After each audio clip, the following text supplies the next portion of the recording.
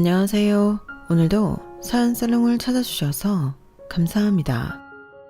저는 올해 30살 결혼 문턱까지 갔다가 연애시장에 다시 복귀한 박하연이에요.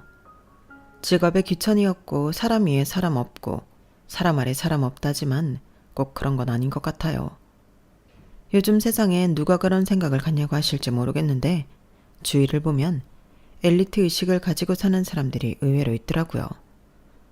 자기애가 강해 스스로를 사랑하는 건 오케이. 뭐라고 할 마음 없어요.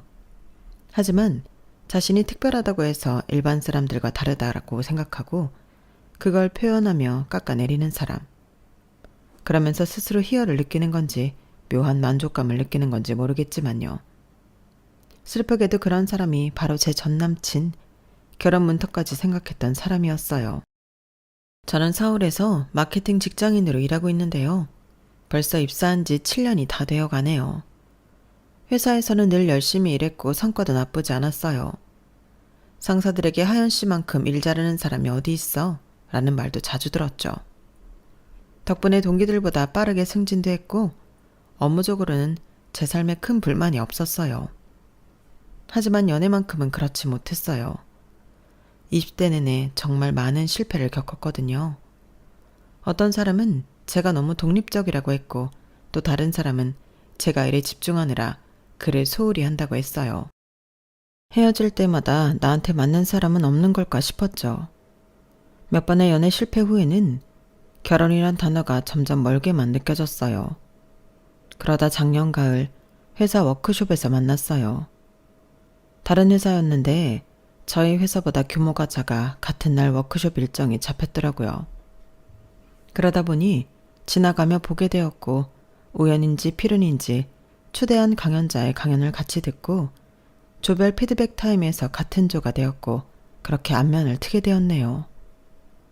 첫눈에 반했다는 말을 할 정도로 잘생긴 건 아니었지만 흔남이라서 그런지 왠지 편안하게 느껴졌달까요?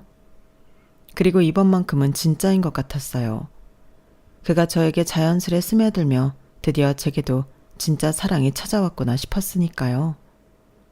연락처를 주고받고 서로 안부를 물을 때 오랜만에 찾아온 설레임이 정말 좋았어요. 썸 탈 때 가장 행복하다는 말이 정말 맞구나 싶었죠.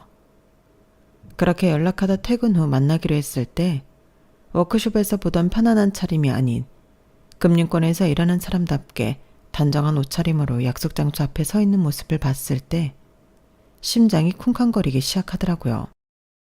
이 남자 이렇게 멀끔하게 생겼었나 싶었던 거예요. 자연스럽게 만남의 횟수가 늘어갈 때마다 그는 멀리서 한눈에 보였어요. 정장은 항상 깔끔하게 다림질되어 있었고 구두는 언제나 반들반들 윤이 났거든요. 금융권에서 일한다더니 자기 관리를 참 잘하는 사람이었고 말투도 차분하고 예의 발랐죠. 특히 제가 말할 때는 눈을 마주치면서 집중해서 들어주는 모습이 인상적이었어요. 명문대 출신에 대기업 금융부서 근무라는 스펙도 매력적으로 느껴졌고요. 데이트를 할 땐 늘 깔끔한 식당을 예약해두거나 미리 알아와서 식사 때문에 고민하는 시간들이 없었어요. 한 번은 갑작스럽게 만나게 되었고 제가 그냥 길거리 포장마차에서 떡볶이 먹을까? 라고 제안했더니 살짝 미간을 찌푸렸죠. 하연 씨 같은 사람은 좀 더 좋은 곳에서 식사해야지. 그러면서 급하게 예약하느라 원래 가고 싶던 곳은 아니지만 평이 좋으니 괜찮을 거라며 이탈리안 레스토랑으로 저를 데려갔어요. 그때는 그 말이 참 로맨틱하게 들리더라고요. 그의 매너 있는 행동은 그것뿐이 아니었어요. 식당에 들어갈 때는 항상 문을 열어주고 의자도 빼주고 계산도 먼저 하려고 했죠. 연애를 많이 해본 건 아니지만 이런 공주 대접은 처음이었어요. 물론 처음에는 제가 내겠다고 몇 번 강하게 말하기도 했었는데요. 정우 씨는 그럴 때마다 강경하게 말하더라고요. 남자가 데이트 비용을 내는 건 당연한 거야. 그리곤 절대 양보하지 않았죠. 솔직히 말하면 그런 부분이 좀 답답하기도 했지만 한편으론 든든하기도 했어요. 그만큼 날 아껴준다고 느꼈고 누가 봐도 완벽한 신사라고 할 만했으니까요. 지금 생각해보니 가끔 좀 이상하다 싶을 때가 있긴 있었어요. 크게 눈에 띄는 건 아닌데 알바생에게 퉁명스럽게 대하거나 길가에서 노점상 보면 눈을 피하는 모습이 어렴풋이 보이는 듯 했거든요. 그렇다고 예의에 어긋나거나 대놓고 그랬던 건 또 아니었죠. 한 번은 카페에서 주문한 커피가 늦게 나왔다고 알바생한테 웃으며 이렇게 말하더라고요. 출근할 때 시킨 게 아니라서 다행이에요. 그랬으면 지각했을 뻔했네요. 그런 말을 들었을 땐 좀 놀랐어요. 젠틀한 사람이 이런 농담도 하나 싶었거든요. 근데 지금 생각해보면 우회적으로 돌려가게 한 거였더라고요. 음료 늦게 나왔다고 말이에요. 소중한 자기 시간 빼앗았다. 뭐 그런 셈이죠. 그리고 강남역 근처를 걷다가 길가에 자판을 펴놓은 할머니가 있었는데요. 저는 무엇을 파나 궁금해서 가까이 가려 했었는데 갑자기 신호등이 바뀌었다며 제 손을 잡고 빠르게 걷더라고요. 그땐 얼떨결에 따라가면서도 이 사람이 이렇게 서두를 때도 있었나 싶었어요. 그런데 되돌아보니 아마 그 할머니 곁에서 제가 무언가를 한다는 것 자체가 싫었던 거라는 걸 이젠 알겠네요.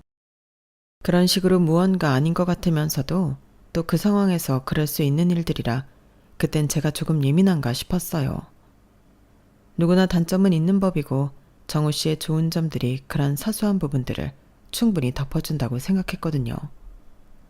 게다가 금융권에서 일하다 보니 뭐든 깔끔하고 정돈된 것을 좋아하는 성격이 된 거라고 이해했어요. 아니면 어쩌면 그냥 그날 기분이 안 좋았던 걸지도 모른다고 생각했던 날도 있었고요. 그런데 어느 날 퇴근 후 전화통화를 하고 있었어요. 엄마와 전화통화를 했었는데 엄마는 식당 일을 하고 계셨죠. 그날 엄마가 식당에 진상 손님이 와서 하던 일을 못하고 케어하느라 진땀을 뺐던 하소연을 하셨어요. 원래 그러시는 분이 아니었는데 유독 힘이 드니 그냥 어딘가에 털어놓고 싶었다며 이제껏 저도 못 봤던 모습을 보여주셨죠. 그 전화를 끊고 나니 마음이 짠했어요. 부모가 나이 드는 걸 느끼는 순간 자식들의 마음 역시 결코 가벼울 수 없다는 걸 알게 된 날이었으니까요. 그만큼 내가 성장했다는 걸 느끼기도 했지만 반대로 약해진 부모의 모습까지 오버랩되며 묘한 기분.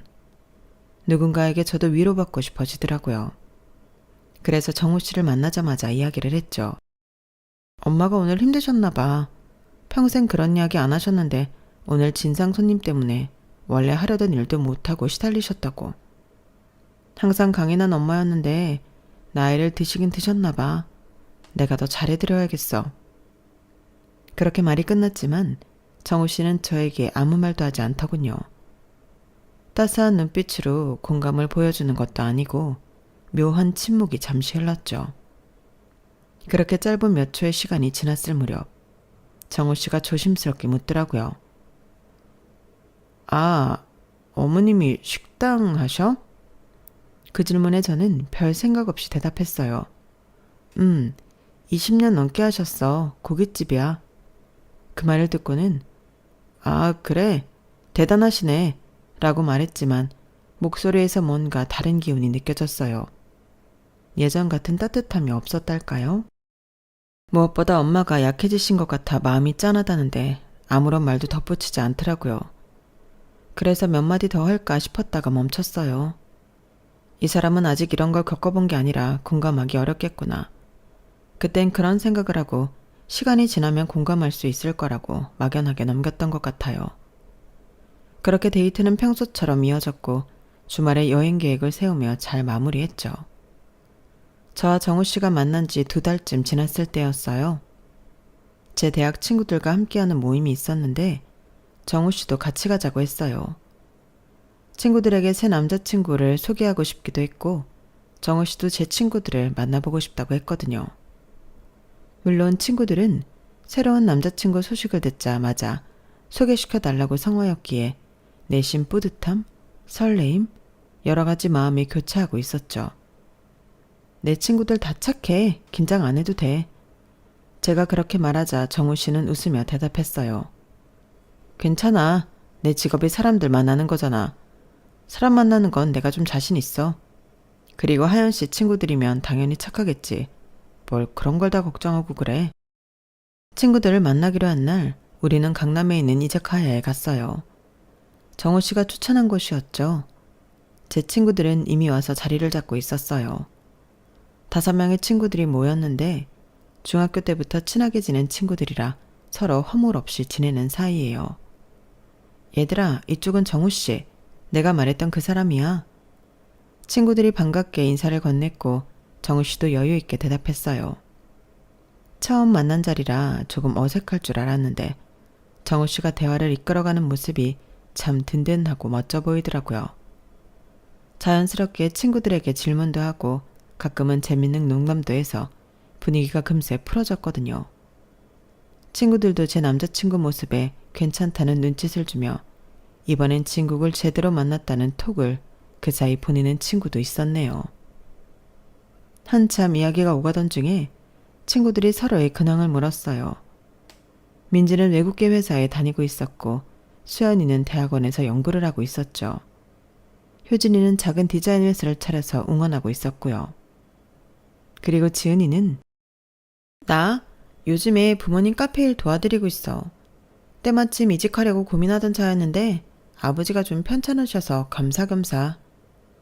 지은이가 그렇게 말했을 때 정우씨가 고개를 끄덕이며 말하더라고요. 요즘 자영업도 쉽지 않다던데. 부모님 고생 많으시겠네요. 말투는 부드러웠지만 저는 순간 멈칫했어요. 제가 예민할 수 있는데 그 사람 평소 말투와 미묘한 차이가 났거든요. 왠지 평가하는 듯한 뉘앙스가 느껴졌어요. 마치 자영업이란 게 어쩔 수 없이 하는 일이라는 투였달까요? 지은이는 자영업이 쉽지 않다는 건 대한민국 사람이 다 아는 사실이지만 실제 겪어보니 더하다며 아무렇지 않게 받아 넘겼지만 제 마음은 묘하게 불편했어요. 이야기는 계속 이어졌고 제 차례가 되자 정우 씨가 먼저 나서서 말했죠. 하연 씨는 마케팅팀에서 일하는데 정말 일 잘해요. 이번에 큰 프로젝트도 맡았다는데 그만큼 능력 되니까 단독으로 큰 프로젝트도 맡기는 게 아니겠어요? 그치 하연 씨? 그 말에 친구들이 관심을 보이자 조금 당황스럽더라고요. 왠지 잘난 척하는 것 같기도 하고 바쁘다, 이번 일 잘 되면 인정받아 승진할 수 있을 것 같다. 뭐 이런 이야기는 친구들 사이에 할 수 있다는 건 저도 알아요. 하지만 뭐랄까, 지은이를 평가하는 투로 말하자마자 반대로 저를 높이 평가하는 듯 말하는 것 같았기 때문이에요. 친구들과 만나는 자리라 혹시 실수할까봐 아니면 친구들이 제 남자친구를 별로라고 보는 건 아닐지 걱정되는 마음에 좀 예민한 거겠지라고 생각했어요. 다른 친구들 모두 정우 씨의 말에 크게 불편함을 느끼거나 눈치 주는 일 없이 이야기는 계속 재밌게 이어졌으니까요. 저는 간략하게 요즘 하는 일에 대해 설명했어요. 그러다 자연스럽게 가족 이야기가 나왔고 친구들이 제 부모님 안부를 물었죠. 엄마? 여전히 식당 하시지. 너희도 알잖아. 워낙 벌려놓은 게 있으니까. 그래도 나이를 드시긴 드셨나 봐. 지난번엔 하소연 하시더라고. 아버지는 뭐 그대로야. 제가 대답하자 정우 씨가 또다시 끼어들었어요. 그러고 보니 하연 씨 어머님도 고깃집 하시느라 많이 힘드시긴 할 것 같네. 요즘 자영업이 여러모로 어렵다잖아. 나이가 드실수록 더 그렇겠지. 그래도 그런 부모님 밑에서 자라서 그런지 하연 씨 참 멋져. 말은 칭찬 같았지만 왠지 엄마를 평가하는 말투가 느껴졌어요. 요즘 자영업도 쉽지 않은데라는 말을 2번이나 반복한 것도 신경 쓰였고요. 다른 친구들은 아무렇지 않게 넘어갔지만 저만 묘하게 마음이 불편했어요. 모임이 끝나고 집으로 돌아가는 길에 정우 씨가 묻더군요. 혹시 나 오늘 실수한 거 없어? 내가 너무 말을 많이 했나 싶기도 해서. 친구들 성격이 다 좋아서 나도 모르게 편하게 대한 건 아니지 싶어. 진짜 자기 친구들 다 괜찮더라. 특히 민지 씨랑 수연 씨는 대화가 잘 통했어. 다들 좋아했어. 근데 내가 좀 예민한 걸 수 있는데 우리 엄마도 그렇고 지연이네 부모님 얘기할 때도 그렇고 뭔가 평가하는 것 같아서 좀 그랬어. 제가 솔직하게 말하자 정우 씨는 놀란 표정을 지었어요. 응? 그런 의도 전혀 없었는데. 내가 뭘 평가했다고 해. 오히려 열심히 사시는 걸 칭찬하려고 한 거였지. 요즘 경기도 안 좋고 자영업자들 힘들다는 뉴스도 많이 나오잖아. 그래서 걱정되는 마음에 그랬던 건데. 내가 무슨 단어나 이상하게 말했어? 그런 적 없는데. 이상하다. 정우 씨의 해명을 들으니 제가 너무 예민하게 굴었나 싶었어요. 어쩌면 제가 엄마의 직업에 대해 스스로 컴플렉스가 있어서 그런 건지도 모르겠다는 생각까지 들었죠. 평소와 묘하게 다른 말투가 거슬리긴 했지만 표면상으로 보면 정우 씨 말대로 특별하게 말했거나 다른 단어를 선택한 것도 아니니까요. 듣고 보니 그런 것 같기도 하네. 미안해. 내가 좀 예민했나 봐. 친구들하고 만나는 자리라 혹시 자기 밉보일까 싶어서. 아니야. 네 마음 충분히 이해해. 앞으로는 더 조심할게. 그렇게 그날 일은 넘어갔지만 이상하게 묘한 기분은 쉽게 가시지 않았어요. 그 일이 있고 2주쯤 지났을 때였죠. 주말 데이트를 위해 정우 씨와 만나기로 했고 점심을 먹은 뒤 한강공원을 산책하기로 했어요. 날씨가 좋아서 산책하기 딱 좋은 날이었거든요. 우리는 한강변을 걷다가 배가 출출해져서 간식을 사 먹기로 했어요. 한강공원 주변에는 포장마차들이 즐비했고 저는 그 중에서 떡볶이 파는 곳이 그날따라 유독 눈에 들어오더라고요. 저기서 떡볶이 먹을까? 냄새 되게 맛있는데? 제가 그렇게 말하자 정우 씨는 떡볶이 포장마차를 힐끗 쳐다보더니 미간을 살짝 찌푸렸어요. 저런 데서 먹자고? 포장마차 위생 상태가 안 좋다는 건 뉴스에도 많이 나오잖아. 물도 마음대로 쓸 수 없어서 받아 쓰는데 얼마나 깨끗하겠어? 떡볶이 먹고 싶어? 주문할까? 주문한 건 바로 해서 주는 거랑 또 맛이 다르잖아. 괜찮아. 나도 전에 여기서 몇 번 먹었는데 맛있었어.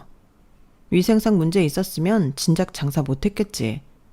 예전하고 다르게 요즘은 포장마차 위생 상태도 점검 나온다잖아.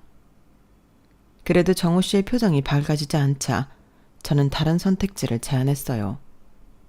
아니면 저기 편의점에서 간식 살까? 그제서야 정우 씨는 안도의 표정을 지으며 고개를 끄덕였죠. 우리는 편의점에서 삼각김밥과 음료수를 사서 한강변 벤치에 앉았어요. 맞은편에는 여전히 포장마차들이 있었고 많은 사람들이 줄을 서서 기다리고 있었고요. 정우 씨가 그 모습을 보더니 혼잣말처럼 중얼거렸어요. 저런 데서 일하는 사람들 보면 인생 참. 작은 목소리로 말하며 말끝을 흐리긴 했지만 그 뉘앙스는 분명했어요. 저는 그 말을 듣자마자 가슴이 철렁 내려앉는 것 같았어요. 정말 이 사람, 내가 걱정하는 그런 모습을 가지고 있나 싶었거든요. 무엇보다 우리 엄마도 그런 시절이 있었다는 걸 정우 씨는 모르고 있었으니까요. 알게 된다면 그때도 걱정되었다고 그런 게 아니라고 말할 건가 싶었죠. 우리 엄마도 그런 시절이 있었어. 처음에는 작은 포장마차에서 시작하셨어. 처음부터 시작이 좋으면 좋겠지만 사실 그런 사람 몇이나 된다고. 밑바닥부터 시작해 스스로를 증명하듯 더 키워나가는 거지. 혹시나 싶어 꺼낸 제 말에 정우 씨는 당황한 듯 고개를 돌렸어요. 그러더니 빠르게 화제를 돌리더군요. 아, 그러셨구나. 힘드셨겠네. 그래도 지금 노점상에서 하는 게 아니면 된 거지 뭐. 그나저나 요즘도 편의점 음식 잘 나오네. 생각보다 이거 맛있다, 그치? 그렇게 말하면 삼각김밥을 한 입 베어 물었어요. 대화는 갑자기 끊겼고 어색한 침묵이 흘렀죠. 저는 그때 정우 씨의 표정을 똑똑히 기억해요. 당혹감과 불편함, 그리고 어딘가 약간의 속내를 알 수 없는 미묘함이 섞인 표정이었어요. 그날 데이트는 별일 없이 마무리됐지만 그 순간의 기억은 제 마음 한구석에 남더군요. 정우 씨는 대놓고 말하진 않았지만 속으로는 식당 일은 천한 일이라는 인식이 굳건한 건 아닐까 내심 걱정이 들기 시작했거든요. 그리고 그건 제 엄마도 예외가 아니라는 게 더 큰 문제였어요. 아니 오히려 왜 하필이면 저희 엄마가 그런 일을 하셔? 라고 대놓고 말하지 않았지만 왠지 모르게 우회적으로 그렇게 말하는 건 아닐지 저 스스로 위축되기도 했네요. 하지만 저는 또다시 스스로를 달랬어요. 완벽한 사람은 없어. 정우 씨도 자기 생각이 있겠지. 그리고 아직 엄마를 만나본 것도 아니잖아. 섣부르게 판단하지 말자고 말이에요. 미묘한 알 수 없는 그 선을 넘나드는 그 점 외에는 정말 좋은 사람이었으니까요. 따뜻하고 배려심 많고 제가 힘들 때 항상 옆에 있어주는 사람이었어요. 명확하게 드러나지 않는 단점 아닌 단점 때문에 그의 모든 걸 부정할 수는 없다고 생각했죠. 그래서 저는 그냥 넘어가기로 했어요. 아마 시간이 지나면 정우 씨도 그런 인식이 바뀔 거라고 생각했던 탓도 이유라면 이유일 거예요. 사람 마음이라는 게 좋은 게 95%, 안 좋아 보이는 게 5%라고 생각하면 어떻게든 덮으려 한다는 걸 그때 알았네요. 문제는 다 지나고 보니 그 5%의 단점이 95%의 장점을 마이너스로 만들고도 남는다는 걸 알았지만요. 이래서 사람은 많이 만나보라고 하나 봐요. 여하튼 그로부터 몇 주 후 저는 오랜만에 대학 동기인 진우를 만났어요. 진우는 제가 대학 시절부터 친하게 지낸 친구로 졸업 후에도 종종 만나는 사이였죠. 원래는 IT 회사에서 일했는데 최근에 회사를 그만두고 다른 일을 하고 있다고 했어요. 그날 저는 퇴근 후 정우 씨와 만나기로 했는데 약속 시간보다 일찍 도착한 상태였죠. 마침 그때 진우가 연락이 왔는데 근처에서 배달 일을 하고 있다면서 잠깐 만나자고 하더라고요. 저는 반가운 마음에 바로 만나기로 했고요. 하연아, 오랜만이다. 잘 지냈어? 진우가 배달 오토바이를 세우고 헬멧을 벗으며 인사했어요. 진우는 언제나처럼 밝은 표정이었고 오토바이 뒤에는 배달 음식이 가득했죠. 진우야, 오랜만이다. 너 지금 배달 일해? 요즘에 배달앱에서 일하고 있어. 회사 그만두고 잠시 여유 좀 찾으려고. 내년에 창업할 준비도 하고 있거든. 근데 생각보다 괜찮더라고. 운동도 되고 시간도 자유롭고. 진우의 설명을 듣고 있는데 약속 시간이 다가와 정우 씨가 도착했어요. 저는 반갑게 두 사람을 소개했죠. 정우 씨, 이쪽은 내 대학 동기인 진우. 진우야, 이쪽은 내 남자친구 정우 씨야. 두 사람은 가볍게 인사를 나눴고 진우는 자기가 가져온 음식 중 하나를 내밀었어요. 야, 이거 너 좋아하는 떡볶이. 내가 배달하던 건데 주문 취소가 돼서 가져왔어. 같이 먹어. 와, 고마워. 딱 배고팠는데. 저는 기쁘게 떡볶이를 받았지만 정우 씨의 표정이 약간 굳는 것을 느꼈어요. 하지만 짧았고 이내 아무 일 없던 듯 앉을 자리를 탐색하고 있었기에 크게 신경 쓰지 않고 같이 근처 벤치에 앉아 잠시 이야기를 나눴죠. 진우가 배달 경험담을 재미있게 이야기했고 저는 웃으며 듣고 있었어요. 그때 정우 씨가 갑자기 진우에게 물었죠. 오토바이 타는 거 위험한데 언제까지 일하실 거예요? IT 쪽에 계셨다고 들었는데 불경기라고 해도 그쪽은 일자리 꽤 있지 않아요? 그 말에 저는 깜짝 놀라 정우 씨를 쳐다봤어요. 진우 역시 잠시 당황하는 것 같았지만 이내 웃으며 대답했죠. 아, 일시적인 거예요. 내년에 창업을 준비하는데 매일 앉아서 기획만 했더니 답답해서 머리도 좀 식힐 겸 용돈벌이도 할 겸. 그래도 생각보다 괜찮아요. 걱정해 주시는 마음 감사합니다. 정우 씨는 고개를 끄덕이긴 했지만 표정에서 의구심이 느껴졌어요. 그리고 진우가 다음 배달을 위해 자리를 뜨기 전 정우 씨가 또 한마디 덧붙였죠. 나중에 창업하실 때 조언 필요하시면 연락하세요. 제가 금융 쪽에서 일하니까 도움드릴 수 있을 거예요. 언뜻 보면 친절한 제안이었지만 그 말투에서 저는 왠지 정우 씨의 특권의식, 우월의식이 느껴지는 것 같았어요. 내가 당신보다 높은 위치에 있으니 도움을 줄 수 있다는 뉘앙스가 느껴졌던 거죠. 제 생각과 다르게 진우는 아무렇지 않게 고맙다고 말하며 자리를 떠났고요. 진우가 떠나자마자 정우 씨가 저에게 말했어요. 저 친구 왜 그런 일 해? IT 회사 다닌다며? 그만두고 창업 준비 중이래. 잠시 하는 거라고 했잖아. 아무리 그래도 IT 단기 알바 자리도 많은데 알바를 할 거면 같은 계통의 것을 해야 이력서에 적을 거라도 있지. 하연 씨, 저런 친구들이랑 어울리면 괜히 수준 떨어질 수 있으니 조심해. 그 말을 듣는 순간 제 귀를 의심했어요. 정우 씨가 그런 말을 할 거라고는 상상도 못했거든요. 게다가 진우는 대학 때부터 제 소중한 친구였고요. 무슨 소리야? 수준이 떨어진다니. 나랑 같은 대학 나왔어. 물론 내가 서울대를 나온 건 아니지만 수준이 떨어질 정도로 말을 하찮은 대학도 아니라는 거 정우 씨도 알잖아. 좋은 회사 다니던 애고 회사 다녀봤자 남한테 좋은 일 시킨다고 자기 일 하고 싶다는 애야. 그리고 일에 귀천이 어딨다고 그런 말을 해. 제가 어이없기도 했지만 지금까지 의심했던 게 확신이 되는 것 같아 화를 냈어요. 그러자 정우 씨는 당황하며 바로 사과를 하더라고요. 미안해, 그런 뜻이 아닌데 내가 말재주가 없다 보니까 마음을 다르게 표현했나 봐. 단지 나는 하연 씨가 그러는 것처럼 친구들도 자신의 일에 좀 더 집중했으면 하는 바람에서.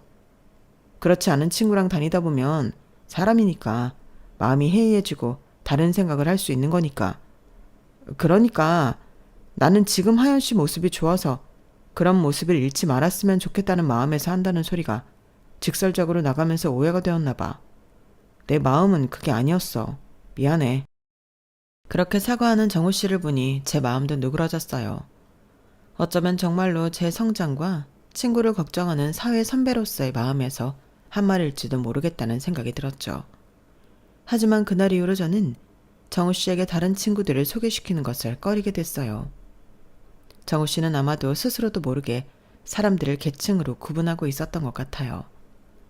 그리고 그 기준으로 저의 인간관계까지 평가하고 있었고요. 하지만 이내 사과하는 글을 보면서 그때까지도 저는 이게 사소한 단점일 뿐이라고 생각했네요. 하지만 그런 생각도 얼마 가지 않았어요. 곧 모든 것이 확연히 드러나는 사건이 발생하고 말았네요. 친구 진우와의 사건이 있은 후로도 우리는 계속 만남을 이어갔어요. 저는 정우 씨의 그런 면모가 시간이 지나면 나아질 거라고 믿었죠. 무엇보다 서로 많이 사랑했으니까요. 그렇게 만난 지 8개월 정도 된 어느 날, 정우 씨가 진지한 표정으로 저에게 말을 꺼냈어요. 하연아, 우리 이제 서로 많이 알게 됐잖아. 나 진짜 너랑 결혼하고 싶어. 갑작스러운 프로포즈에 저는 잠시 말을 잊었어요. 물론 저도 정우 씨와 미래를 함께하고 싶다는 생각은 했지만 이렇게 빨리 결혼 이야기가 나올 줄은 몰랐거든요. 그래. 나도 정우 씨랑 함께하고 싶어. 그렇게 우리는 결혼을 약속했고 자연스럽게 양가 부모님께 인사드리는 일정을 잡게 됐어요. 정우 씨 자신 부모님은 일정상 2주 뒤에나 뵐 것 같다며 우선 저희 부모님 먼저 뵙자고 하더군요. 우리 부모님이 다음 주에 미국으로 출장 가셔.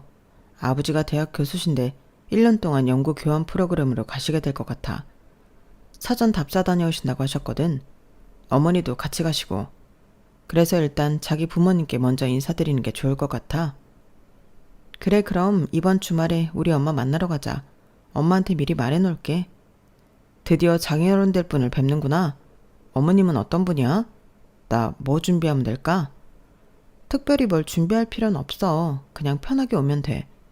인사드리러 오는 거긴 하지만 그렇다고 앞으로 계속 볼 건데 불편하게 생각하면 오히려 그게 부담이잖아. 그 말을 하는 순간 정우 씨의 부모님은 어떤 분들일지 문득 궁금해졌어요. 정우 씨는 가끔 부모님 이야기를 했지만 자세한 얘기는 들은 적이 없었거든요. 정우 씨 부모님은 어떤 분들이야? 나중에 만나면 너무 긴장될 것 같아서. 정우 씨는 미소를 지으며 대답했어요. 우리 아버지는 S대 경영학과 교수야. 요즘은 주로 해외 대학들이랑 교류하시지. 어머니는 예전에 대기업 임원이셨는데 지금은 은퇴하시고 아버지 학회 일 도와드리고 계셔. 우리 집은 성북동에 있어. 할아버지 때부터 살던 집이라 오래됐지만 나름 괜찮아. 정우 씨가 별것 아닌 듯 말했지만 저는 깜짝 놀랐어요. S대 교수의 대기업 임원 출신이라니. 게다가 성북동에 오래된 집이라면 아마 꽤 큰 한옥일 가능성이 높았죠. 속으론 TV 속에서 보는 부잣집 도련님이 정우 씨였나? 웃으며 그런 생각도 했었네요. 저의 그런 생각을 모르는 정우 씨가 계속 말을 이어갔어요. 아, 그리고 집에 가보면 도우미분이 계셔. 이모라고 부르긴 하는데 진짜 이모는 아니니까 혹시 놀라지 마. 나 어릴 때부터 우리 집에서 일하셔서 가족 같은 분이야. 아마 다다음 주쯤이면 정원사 아저씨도 이제 본격적으로 출근할 거라 마당에서 뵙는 분은 정원사 아저씨니까 너무 격식 차려서 인사할 건 없어. 그제서야 정우 씨의 행동이 조금 이해가 됐어요. 어쩌면 그의 계층의식은 타고난 게 아니라 그렇게 자라온 환경 탓일 수도 있겠다는 생각이 들었죠. 가정부가 있는 집에서 자라며 부모님도 모두 사회적으로 성공한 사람들이었으니 세상을 바라보는 관점이 저와는 다를 수밖에 없었을 거예요. 사실 저도 잘 모르지만 TV 속 부잣집 도련님들을 보면 그런 경우가 많았고 정우 씨도 그럴 수 있겠다 싶었던 거죠. 하지만 그게 꼭 변명처럼 당연시되는 건 아니라 생각했어요. 많은 부유한 집안 출신들도 다른 사람들을 존중하며 살아가니까요. 오히려 정우 씨가 좋은 환경에서 자랐다면 다른 사람들의 어려움을 더 이해하고 공감할 수 있어야 하는 것 아닐까요? 자란 환경을 듣자 이해가 되면서도 꼭 그게 면죄부는 될 수 없다는 이중적인 생각들이 머릿속을 가득 메웠죠. 그렇게 주말이 다가오면서 저는 점점 더 긴장되기 시작했어요. 엄마에게는 정우 씨에 대해 좋은 점만 이야기했고 계층의식 같은 부분은 미리 언급하지 않았어요. 제가 예민할 수도 있고 막상 어른들을 만나면 또 안 그럴 수도 있다는 생각이 들었으니까요. 저는 그저 두 사람이 만나서 서로 좋은 인상을 갖게 되기를 바랄 뿐이었죠. 드디어 주말이 찾아왔고 정우 씨에게 제 부모님을 소개할 날이 되었어요. 아니, 정확히는 저희 어머니를 소개할 날이었죠. 아버지는 오래전에 돌아가셨으니까요. 정우 씨는 제게 편하게 입고 오라고 했지만 막상 약속 장소에 나타났을 때는 세미정장 차림이었어요. 셔츠는 주름 하나 없이 다림질되어 있었고 구두는 반들반들 윤이 나고 있었죠. 평소보다 훨씬 격식을 차린 모습이었죠. 와, 정장까지는 아니지만 굉장히 멋있게 차려입었네? 제가 칭찬하자 정우 씨는 쑥스러운 듯 미소를 지었어요. 솔직히 정장으로 오고 싶었어. 첫 인사드리는 자리니까. 근데 너무 과하면 부담스러울까봐 이 정도로 타협했지. 그가 넥타이를 만지작거리며 자랑스럽게 말했어요. 그래도 잘 보이고 싶어서. 그 말을 듣자 제 마음이 살짝 녹아내렸어요. 어쩌면 제가 정우 씨를 너무 색안경 끼고 보는 건 아닐까. 그저 첫 인사에 긴장한 평범한 청년일 뿐인데 제가 지나치게 예민하게 구는 것은 아닐까 하는 생각이 들었죠. 택시를 타고 가면서 저는 정우 씨의 긴장을 풀어주려 노력했어요. 너무 긴장하지 마. 우리 엄마는 식당을 20년 넘게 하시면서 온갖 사람들을 다 만나봤거든. 산전수전 다 겪으셨다고 해야 할까? 그래서 사람을 참 편하게 대해주시는 스타일이야.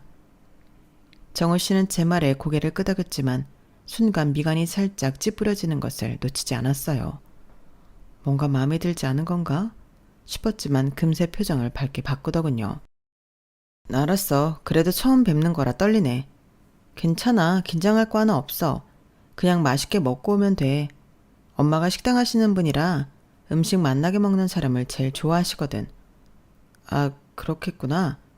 정우 씨가 희미하게 대답했어요. 그의 표정이 잠시 굳어진 것 같았지만 제가 말을 이어가자 곧 평온한 표정으로 돌아왔죠. 좋은 음식 취향이 있으시나? 특별히 좋아하시는 요리가 있으신가? 그런 건 없어. 그냥 진심으로 맛있게 먹는 모습을 보시는 걸 좋아하셔. 식당 하는 사람들이 다 그렇잖아. 자기 음식 맛있게 먹어주면 그게 최고의 칭찬이니까. 정우 씨가 고개를 끄덕이긴 했지만 왠지 말을 아끼는 것 같았어요.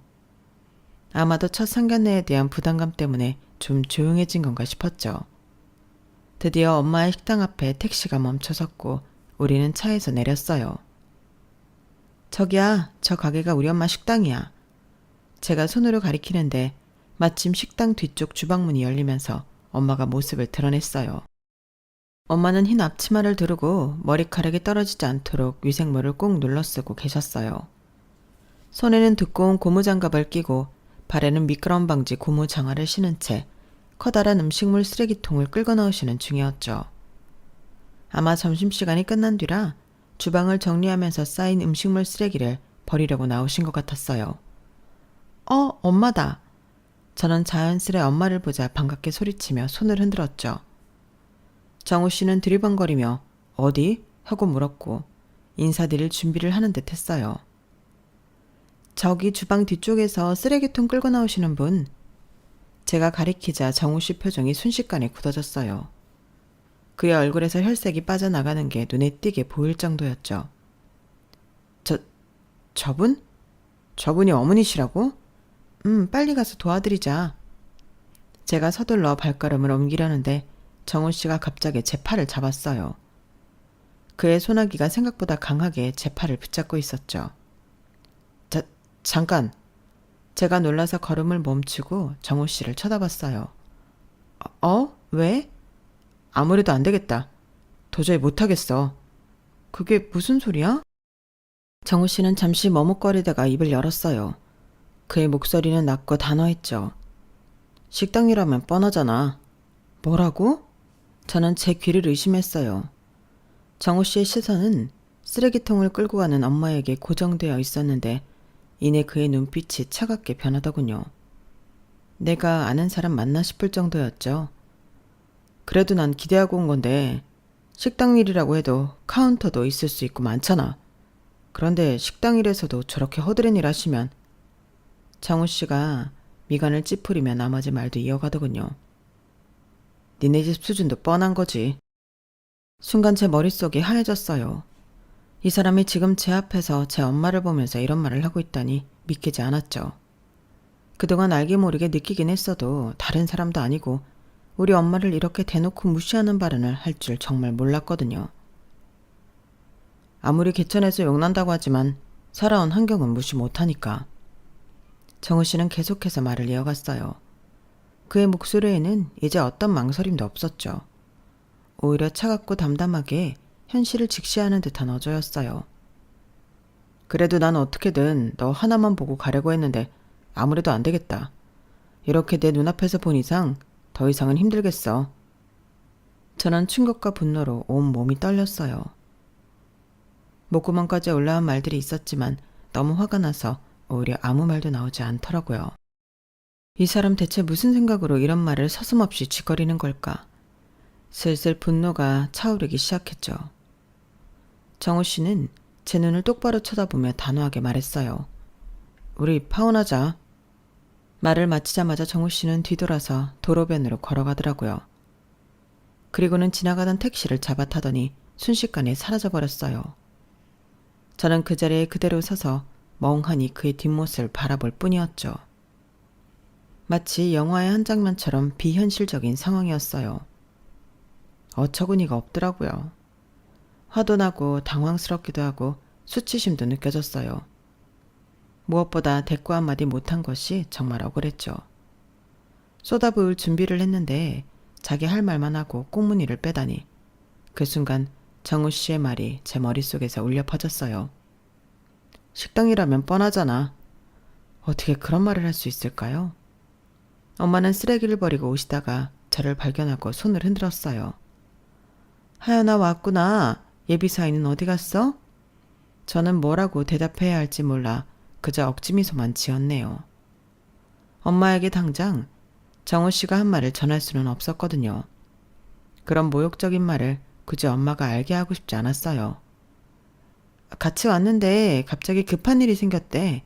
다음에 다시 올게. 엄마는 의아한 표정을 지으셨지만 더 묻지 않으셨어요. 그래, 아쉽네. 너라도 그럼 잠깐 들어왔다가. 저는 엄마와 함께 식당으로 들어갔어요. 하지만 정우 씨의 말이 계속 머릿속을 맴돌았고 도저히 평정심을 유지할 수 없더군요. 저는 결국 톡을 보냈어요. 후회할 텐데 괜찮아? 놀랍게도 정우 씨는 이 메시지는 바로 읽었어요.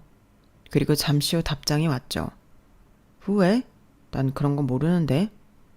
화면을 보는 순간 저는 폭발할 것 같았어요. 지금까지 느꼈던 모든 불편함과 불쾌함이 한꺼번에 밀려오는 걸 느꼈죠. 모든 점들이 이제 자연스레 하나로 연결되더군요. 정우 씨의 알바생에 대한 태도, 길거리 노점상을 보는 눈빛, 진우를 평가하던 말투, 모든 것이 결국 이런 결말을 향해 달려오고 있었던 거예요. 저는 가슴속 깊은 곳에서 올라오는 분노를 느꼈어요. 단순히 정우 씨에 대한 분노가 아니라 그동안 제가 눈치채고도 넘어갔던 모든 순간들에 대한 후회와 자책감까지 섞인 복잡한 감정이었죠. 하지만 이대로 끝낼 수는 없었어요. 제 핸드폰 갤러리를 열어 특별한 사진 한 장을 찾아냈어요. 그리고 그 사진을 정우 씨에게 보냈죠. 그 사진은 엄마가 1호점 개업식 때 찍은 리본 커팅 사진이었어요. 사진 중앙에는 엄마가 환하게 웃으며 커다란 가위로 리본을 자르고 계셨고 그 옆에는 저와 할아버지 그리고 초기 직원들이 함께 서 있었죠. 간판에는 지금은 누구나 다 아는 유명 체인점 이름 땡땡 한상 차림이 크게 써 있었고 그 아래로 1호점 개점식 2000땡땡 3월 28일이라는 현수막이 걸려 있었어요. 사진 하단에는 보도사진처럼 땡땡일보 제공이라는 글자도 선명했고요. 그리고 간단한 메시지를 함께 보냈어요. 우리 엄마 그냥 식당 일 하는 거 아니야. 전국적인 매장 가진 창업주셔. 식당업계에서는 전설적인 인물이지. 처음에는 작게 시작하셨지만 이제는 가맹점 관리하고 브랜드 총괄하시는 사업가셔. 나도 전에 본사 마케팅 일 도운 적 있고. 정말 후회 안 해? 이번에도 역시 바로 읽었는지 메시지 옆 숫자가 바로 사라지더군요. 하지만 답장은 오지 않았어요. 순간 너무 내가 유치했나 싶더라고요. 보나마나 강약 약각인 사람인데 그런 사람 눈높이에서 유치하게 굴었으니 나 같아도 대꾸하기 싫었겠다 싶었어요. 하지만 적어도 우리 엄마가 당신이 무시할 정도로 형편없는 사람이거나 허드렛 일 하며 힘들게 사시는 분은 아니라는 걸 보여줬다고 생각하고 마음의 평정심을 찾아갔어요. 아니, 정확하게 말하면 그러려고 했죠. 더 이상 어떤 연락도 무의미했고 계속 연락한다면 오히려 제가 목매다는 꼴이 될 테니까요. 끝이 찝찝하게 끝난 게 못내 아쉬웠지만 어차피 내 짝이 아니었다는 생각에 똥차 잘 치웠다고 생각하고 엄마가 준 커피 한 잔을 마시며 엄마 가게에 앉아 있었네요. 그렇게 10분쯤 지났을까? 가게 문이 열리더니 정우 씨가 환하게 웃는 모습으로 들어오는 거예요. 한 손엔 아니 양손 가득 상당히 큰 꽃다발을 든 채 말이에요. 가게 문이 열리자마자 저는 깜짝 놀랐어요. 정우 씨가 환한 미소를 짓고 있었거든요. 불과 얼마 전까지만 해도 식당 일하면 뻔하잖아 라며 뒤돌아서서 떠났던 그 사람이 이제는 양손 가득 거대한 꽃다발을 들고 마치 아무 일도 없었다는 듯 서 있었으니까요. 하연아, 정우 씨가 반갑게 소리쳤어요. 마치 그가 분위기를 망친 게 아니라 제가 그랬다는 듯한 어조였죠. 그러더니 엄마를 향해 큰 소리로 인사하더군요. 어머니 안녕하세요. 빈손으로 오는 건 예의가 아닌 것 같아 이 사람 먼저 보내고 급하게 꽃 좀 사오느라 늦었습니다. 혹시 제가 잠깐 자리를 비운 사이 하연 씨가 이상한 소리하고 그런 건 아니겠죠? 카운터에 앉아 계시던 엄마는 웃으며 정우 씨에게 다가갔어요. 만나서 반가워요. 하연이 엄마예요. 급한 일이 생겨서 갔다고 다시 온다고 말하더니 이렇게 서프라이즈 하려고 그랬어요? 어머, 우리 하연이 복 받았네. 아, 복은 제가 받았죠. 어머님 힘든 일 하시느라 고생하셨을 텐데 하연 씨 낳아주시고 이렇게 예쁘고 능력 있는 여성으로 키워주시기까지 정말 대단하세요. 어머, 우리 하연이가 그렇게 좋아요? 만나자마자 비행기를 마구마구 태우네. 어지러우니까 그런 말 앉아서 해요. 하연아, 너는 남자친구가 왔는데 표정이 왜 그래? 여기 앉아있어요. 주방 마무리하고 나올 테니. 그렇게 말씀하시곤 엄마는 주방으로 들어가셨어요. 저는 차갑게 말했죠. 왜 왔어? 왜 오긴 어머니한테 인사드리기로 했잖아. 인사드리러 왔지. 설마 아까 내가 이상한 말 했다고 그 말 진심이라고 믿는 건 아니지? 내가 아까 말했잖아. 난 후회하는 일 안 한다고. 자기가 꽃 같은데 돈 쓰는 거 싫어하니까 그렇게 말할 수밖에 없었어. 어머님들은 꽃 좋아한다고 우리 엄마가 그랬거든. 나이가 들수록 꽃 선물 받을 일이 없어서 꽃 선물 받으면 좋다고. 그래서 그랬지. 미안. 내가 너무 심하게 말했지? 자기 놀란 마음 알아. 근데 그렇게 안 했어 봐. 내가 그때 택시 타고 혼자 꽃 사러 갈 수나 있었겠어? 아마 빈손으로 여기 앉아서 어머님하고 이야기하고 있었을걸? 점수도 못 따고 말이야. 봤지? 어머니 꽃다발 보시더니 환하게 웃음 지으시는 거. 이런 게 필요하다니깐. 어찌나 말을 청산유수처럼 잘 하시던지. 정말 주둥아리를 꼬매고 싶다는 생각이 저도 모르게 머릿속에 떠올랐어요. 제가 평소에 이 사람처럼 정호 씨를 하대하는 생각을 단 1%만 했어도 생각보다 손이 먼저 나가서 주둥이를 때리는 건데 아쉽다는 생각이 들 정도였죠. 그 입 다물어. 왜? 아직 화 안 풀린 거야? 그래도 어머님한테 별말 안 한 거 보면 자기도 내가 한 말 거짓말이라는 거 안 거잖아. 역시 우리는 잘 통해. 그나저나 어머님 주방에 정리하실 게 많으신가? 오래 걸리시네. 안 되겠다.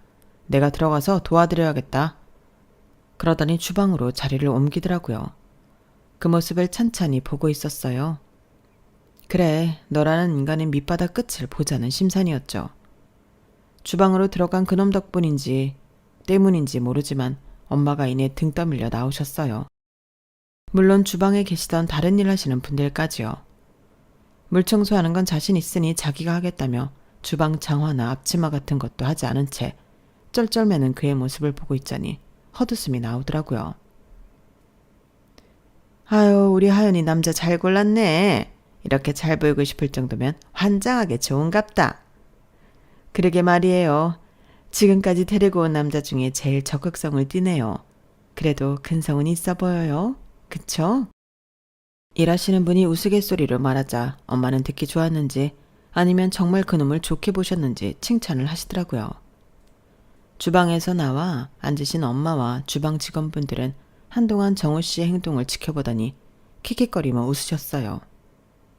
엄마가 저를 보더니 눈짓으로 어떡할래? 라고 물으시는 것 같았죠. 저는 도저히 참을 수가 없었어요. 가게 안은 점심시간이 지나 한산했지만 그래도 몇몇 손님들이 있어서 조용히 엄마 귀에 속삭였어요. 엄마, 5분만 시간 줘. 이 사람 진짜 엄마 보고 식당 일 하면 뻔하잖아 라면서 도망갔다가 내가 보낸 사진 때문에 다시 온 거니까 이따 자세히 알려줄게. 엄마의 표정이 순간 굳어졌다가 이내 미소를 지으셨어요. 그래? 그럼 엄마가 좀 도와줄까? 저는 고개를 끄덕였어요. 엄마가 주방으로 들어가셨고 곧 주방에서 정우 씨와 함께 나오셨어요. 정우 씨의 셔츠는 물에 젖어 있었고 머리는 헝클어져 있었어요. 하지만 얼굴에는 환한 미소가 가득했죠. 하연아, 어머니랑 좀 이야기했어. 정말 대단한 분이셔. 이렇게 큰 체인점을 운영하시면서도 겸손하게 직접 일하시고 진짜 존경스러워. 엄마는 정우 씨의 말을 들으며 미소를 지으셨어요. 그러더니 갑자기 말씀하셨죠. 그나저나 아까 하연이 말로는 식당 일하면 뻔하다며 도망갔다가 돌아왔다던데 그게 무슨 얘기예요? 정우 씨의 얼굴이 순간 하얗게 변했어요. 그게 제가 너무 긴장해서 그냥 농담 같은 농담이었어요? 그래서 우리 딸이 그렇게 상처받았나 보네. 아니, 정말 그런 뜻이 아니라 엄마가 자리에서 일어나셨어요. 키가 작으신 엄마였지만 그 순간만큼은 정우 씨 앞에서 위압감이 느껴질 정도로 당당해 보였어요. 우리 가게 이름 알고 다시 온 거라면서요? 전체 체인점 사장이라고 해서 달라진 거예요? 정우 씨는 말문이 막힌 듯 했어요.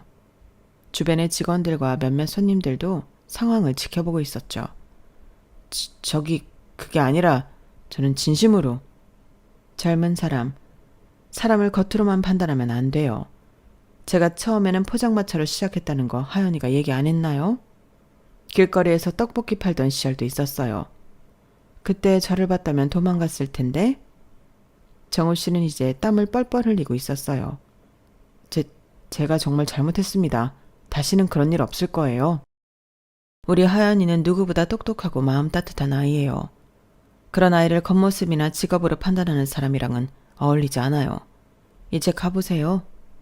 정우 씨는 잠시 서 있다가 마지막으로 제게 도움을 청하는 듯 쳐다봤어요. 하지만 저는 차가운 눈빛으로 그를 바라볼 뿐이었죠. 그 이름 하나에 흔들릴 정도면 넌 나랑 안 맞아. 제가 단호하게 말했어요. 엄마가 포장마차 하시든 노점상 하시든 체인점 CEO든 그건 중요하지 않아. 중요한 건 사람의 가치를 어디에 두는지야. 너는 그걸 이해 못할 거야. 정우 씨의 얼굴이 붉어졌어요. 더 이상 할 말이 없었는지 마지막으로 목례를 하고 가게를 나갔어요. 꽃다발은 테이블 위에 그대로 남겨둔 채로요. 그렇게 저는 결혼 문턱까지 갔다가 다시 연애시장으로 복귀하게 되었어요. 돌이켜보면 직업의 귀천이었고 사람 위에 사람 없고 사람 아래 사람 없다 라는 말이 얼마나 소중한지 몸소 깨닫게 된 경험이었죠. 사람을 겉모습이나 직함, 직업으로 판단하는 것이 얼마나 위험한지, 또 그런 사람과 인생을 함께했다면 얼마나 불행했을지 생각하면 오히려 일찍 알게 되어 다행이라고 느껴요. 이제는 제 감에 더 귀 기울이고 작은 징후도 무시하지 않을 거예요. 5%의 단점이 95%의 장점을 완전히 무너뜨릴 수 있다는 것도 배웠고요. 무엇보다 우리 엄마 같은 분들이 계시기에 제가 이렇게 당당하게 설 수 있다는 걸 다시 한번 깨달았답니다. 내 짝은 그런 가치를 함께 나눌 수 있는 사람이어야 하니까요. 이제 정말 똥차 보냈으니 이젠 벤츠가 오길 설레는 마음으로 기다려보네요. 여기까지 제 사연이었습니다. 들어주셔서 감사합니다. 매일매일이 행복하시고 매일매일 건강하세요. 여러분, 사연 댓글에 응원과 현명한 조언 부탁드려요. 좋아요와 구독은 저에게 큰 힘이 됩니다. 오늘도 좋은 일 가득하세요.